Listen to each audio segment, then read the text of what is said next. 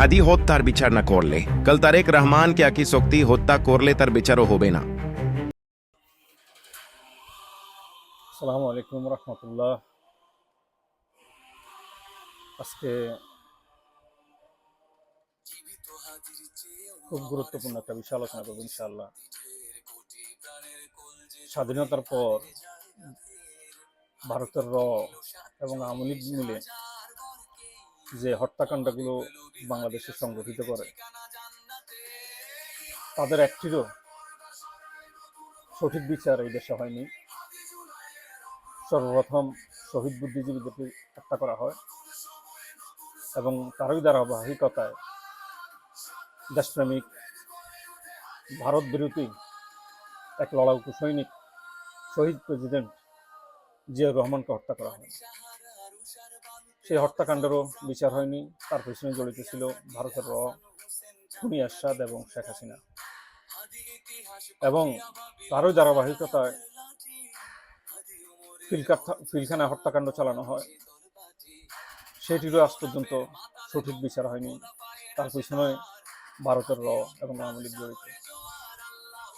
এরপরে সাংবাদিক সাগরণী দম্পতিকে নির্মমভাবে হত্যা করা হয়। সেই হত্যাকাণ্ডের পিছনেও ভারতের এবং খুনি হাসিনা জড়িত। তারও বিচার হয়নি আজকে বাংলার মাটিতে। এরপরে বুয়েটের মেধাবী ছাত্র আবরারকে নির্মমভাবে হত্যা করে ভারতের এবং আওয়ামী লীগ, এবং তারও ধারাবাহিকতায় আবার হত্যা করা হয় আমাদের অত্যন্ত প্রিয় বাংলাদেশের লক্ষ কোটি মানুষের প্রিয় শহীদ ওসমান হাদিকে, যে ছিল ভারত বিরোধী আন্দোলনের সোচ্চার, ভারতের আধিপত্যবাদ বিরোধী এক লড়াকু সৈনিক। তাকেও হত্যা করে সেই ভারতের এবং আওয়ামী লীগ। ভবিষ্যতে যে তারেক রহমানকে এই ভারতের এবং আওয়ামী লীগ হত্যা করবে না, সেটার কোনো গ্যারান্টি নেই।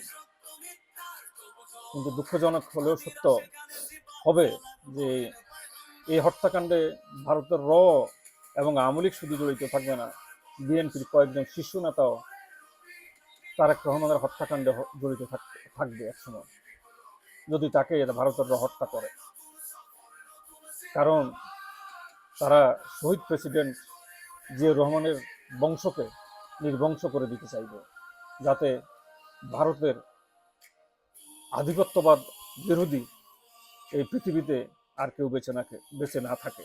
যদিও তারেক রহমান ভারতের আধিপত্যবাদ বিরোধী সংগ্রামে জড়িত না, সে তার পিতা এবং মাতার যোগ্য সন্তান না, তবুও তারা তাকে শত্রু হিসাবে মনে করতে পারে।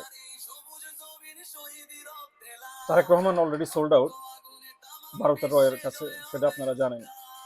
যেদিন থেকে তারেক রহমান বাংলাদেশে মৌলবাদের গন্ধ পাওয়া শুরু করেছে, সেদিনে আপনাকে ধরে নিতে হবে যে he is already sold out. তাই যদি আজ হাদি হত্যার বিচার না হয়, ভবিষ্যতে ভারতের এবং আওয়ামী লীগ মিলে যে হত্যাকাণ্ডগুলো বাংলাদেশে সংগঠিত করবে, তাদের একটারও বিচার হবে না। তাই আসুন আমরা সোচ্চার হই, হাদির স্বপ্ন বাস্তবায়নে